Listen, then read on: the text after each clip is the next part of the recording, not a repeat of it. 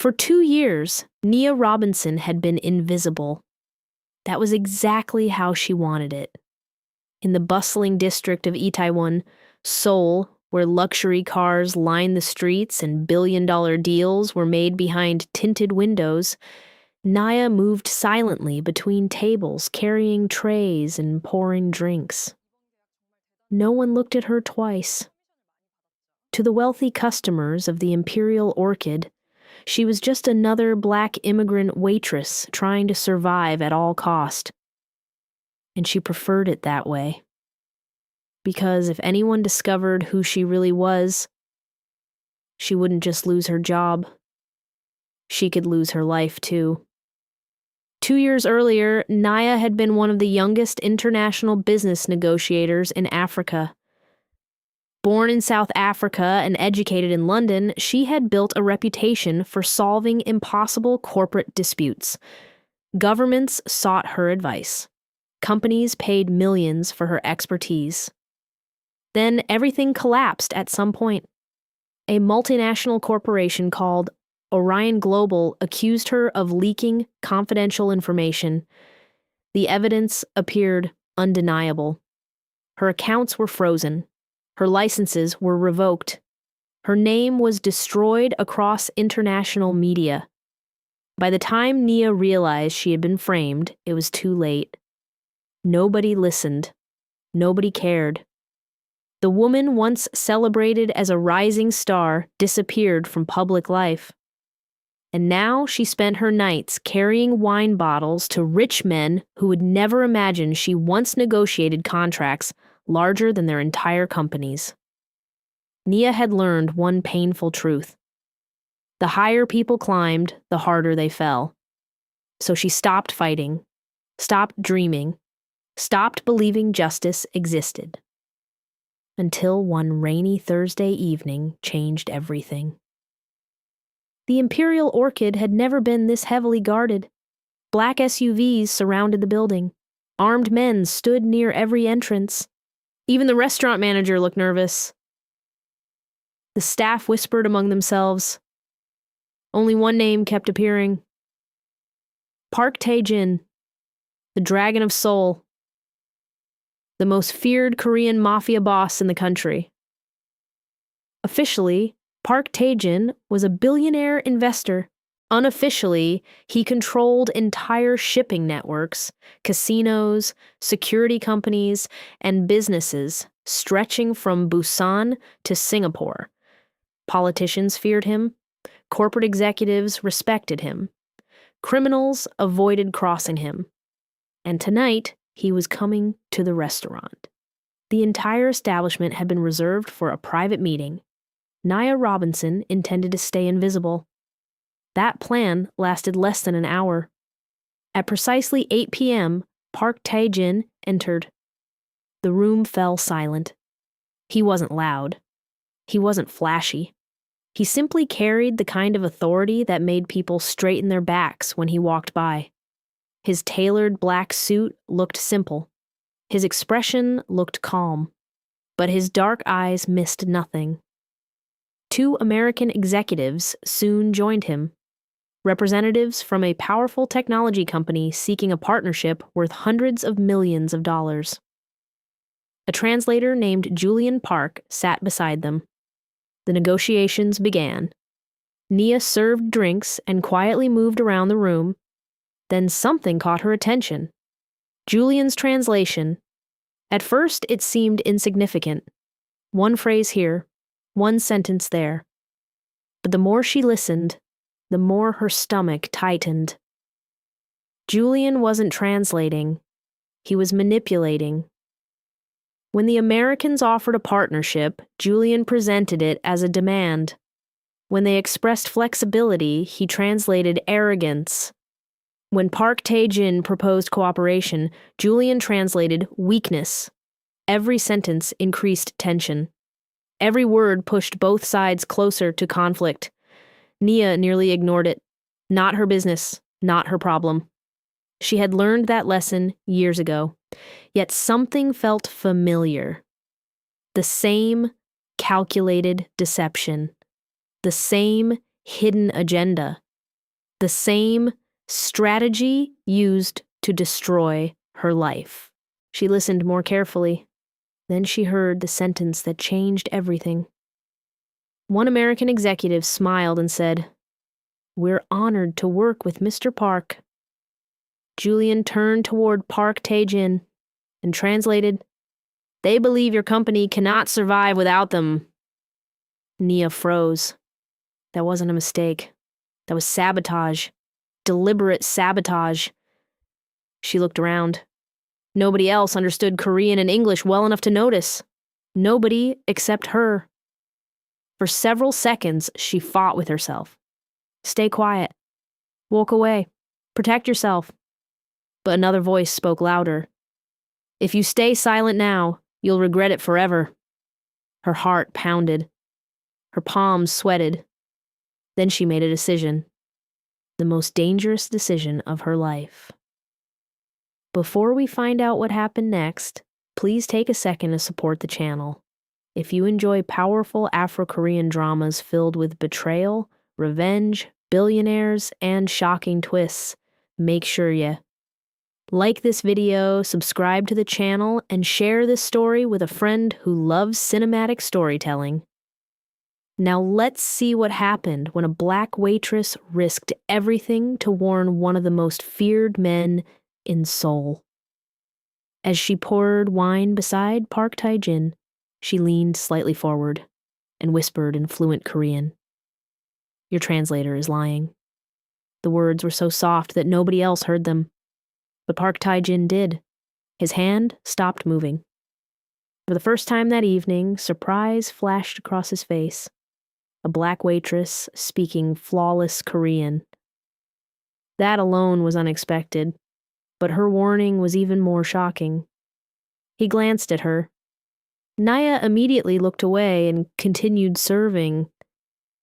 The meeting resumed. Yet now, Park Tae-Jin watched everything differently. For 10 minutes, he said almost nothing. He simply listened, observed, waited. Then suddenly he switched languages. Fluent English. The room froze. Julian's face lost color. The translator hadn't known that Park Tae-Jin understood English perfectly. For months, he had been secretly feeding information to rivals. And now his trap was collapsing. One question from Park Tae-Jin, then another. The contradictions appeared instantly. Julian stumbled. Sweat formed on his forehead. The American executives became confused. Within minutes, the entire scheme unraveled. The truth exploded into the open. Julian wasn't working alone. Someone had paid him millions to sabotage the deal. Someone wanted Park Tae-Jin to lose the partnership. Someone powerful. Very powerful. Julian tried to flee. He never reached the door. The security team intercepted him before he took 3 steps. The restaurant descended into chaos.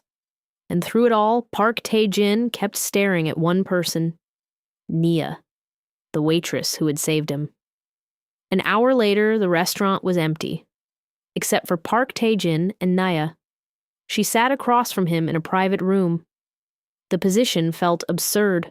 A waitress sitting face to face with one of Asia's most feared men.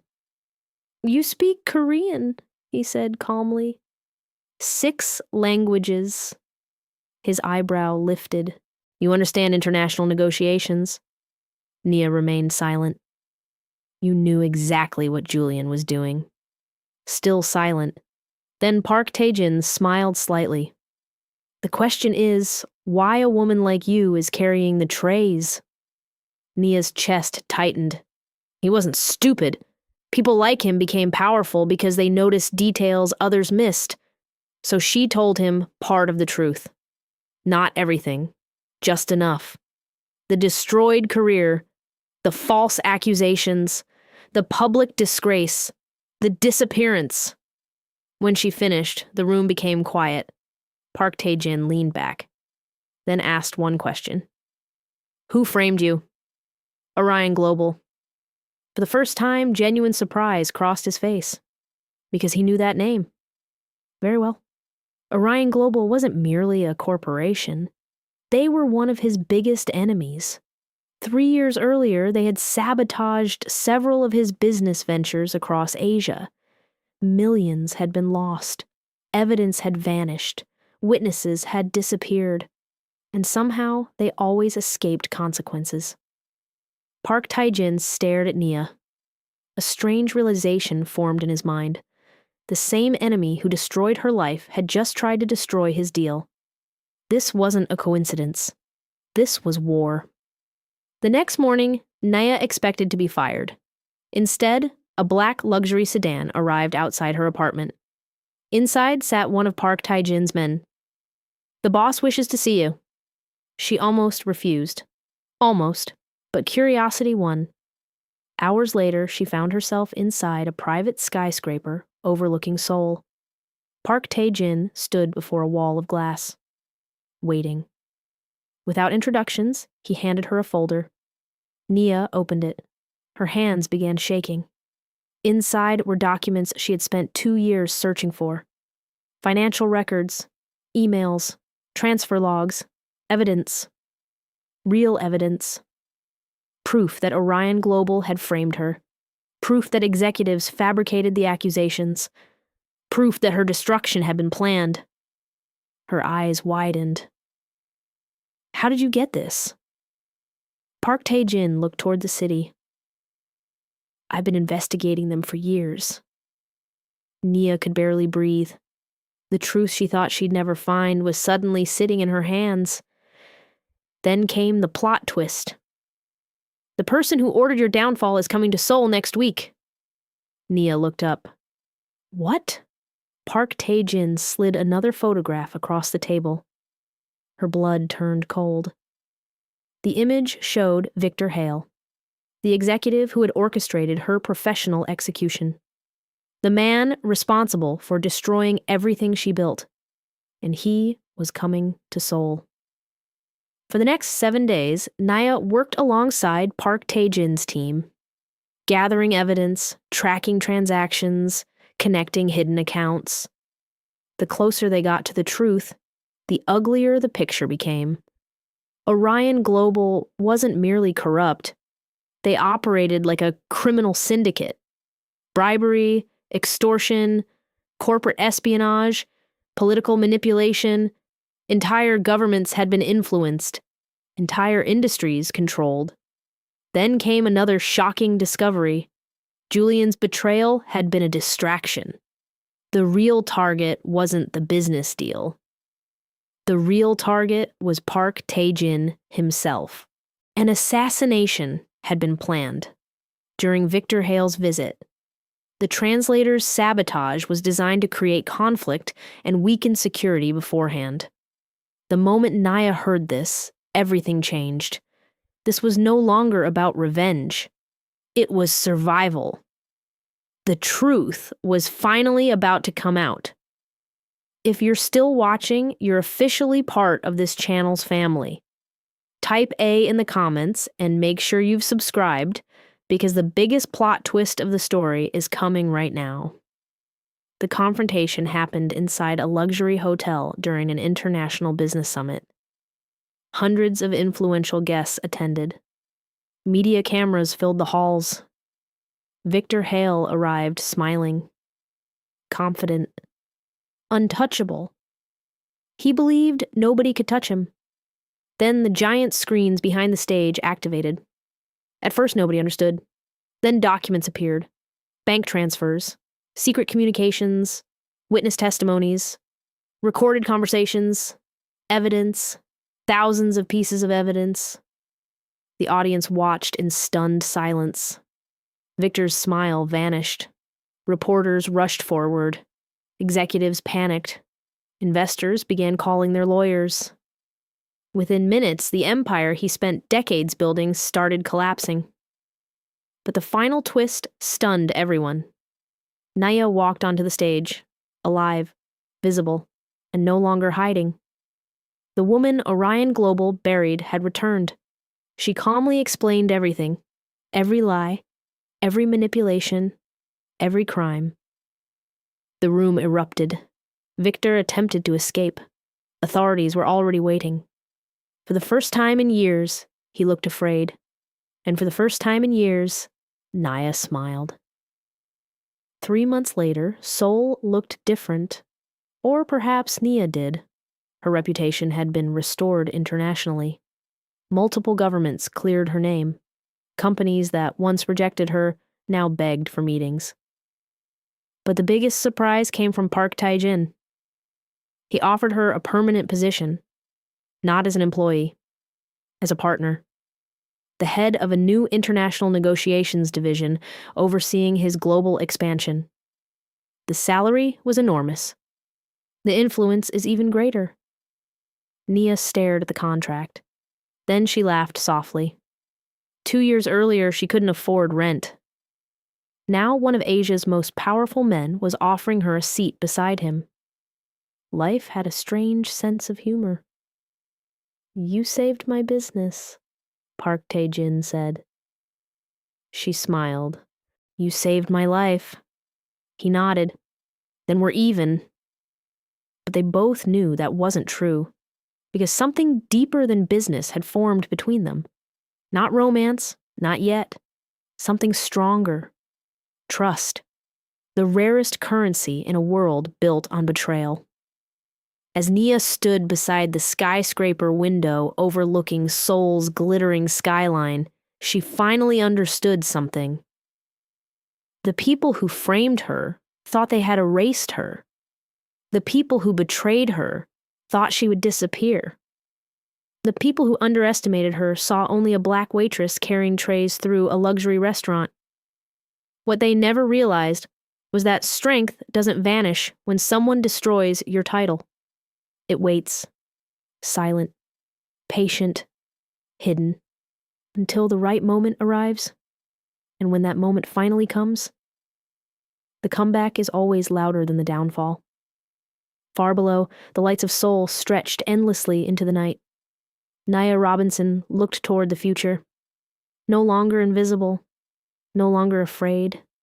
And this time, anyone foolish enough to come for her would have to face not only the woman they failed to destroy, but also the Korean Mafia boss standing firmly at her side. The war was over. Their empire was just beginning. What would you have done if you were Nia Robinson? Would you have risked your life to warn Park Tae-Jin? Let us know in the comments. If you enjoyed this Afro-Korean billionaire drama, please like, share, and subscribe for more powerful stories filled with revenge, redemption, shocking betrayals, and unforgettable endings. Thank you for watching, and we'll see you in the next story.